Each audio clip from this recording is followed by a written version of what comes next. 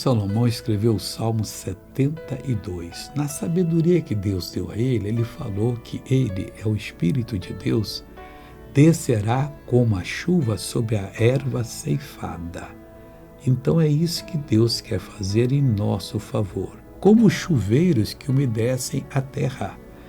O Senhor Deus não quer que nenhuma reunião você entre com seus problemas e saia com eles. Entre vazio e sai vazio. Não, Ele quer que você saia sem os seus problemas, entre vazio, mas saia cheio do poder do Espírito Santo. A próxima reunião que você for, vá nessa certeza, principalmente na Santa Ceia, que Deus vai fazer algo grande na sua vida. Segundo domingo é Santa Ceia na Igreja da Graça. Veja essa pessoa abençoada. Meu joelho que faz tempo. Não dobrava?